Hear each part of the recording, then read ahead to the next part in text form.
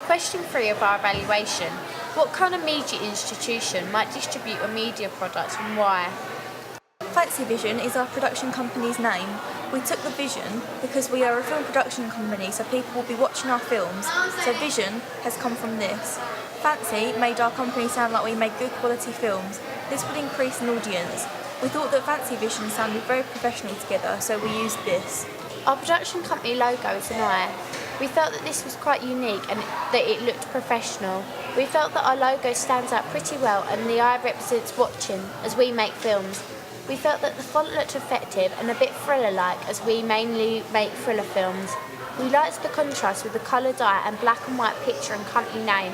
We also felt that our logo was quite simple, which is similar to other production company logos. A production company handles budgeting, scheduling, scripting, supplying talent and resources, organisation of staff, the production itself, post-production, distribution and marketing. They are also responsible for the good quality films and they need to ensure that the film meets the certain requirements. A film distributor is usually a company, but sometimes an individual is responsible for releasing films to the public.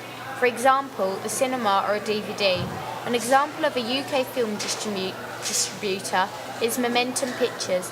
They are the leading independent motion picture distributors and they release approximately 20 theatrical films a year. Film distributors have to be certain that a film will sell or they will lose money.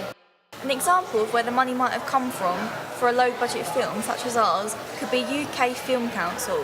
UK Film Council was set up in 2000 by the Labour government to develop and promote the film industry in the UK.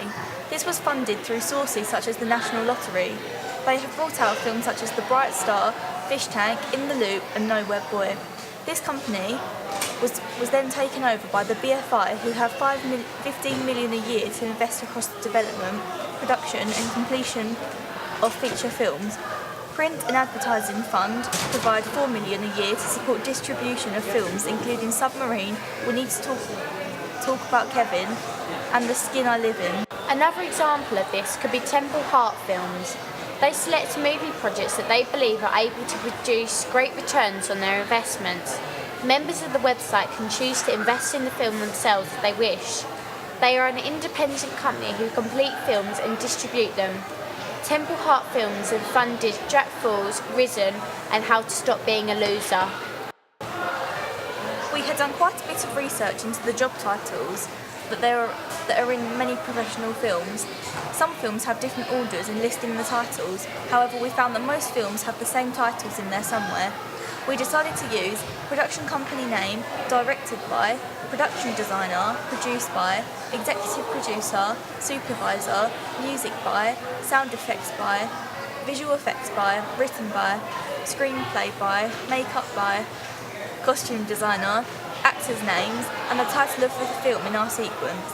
This was because these were the most common titles that were picked out.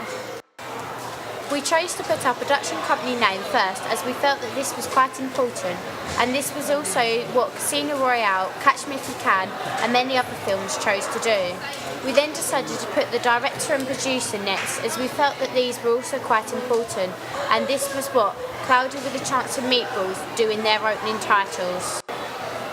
We decided to put our actors' names in the title of the film last. The actor's name was put second to last, as this is what is often done with many famous actors, and this is what we wanted to portray that our actor would be like. The title of the film was put last, as this was also slowly giving the audience some information about our film that we revealed to them.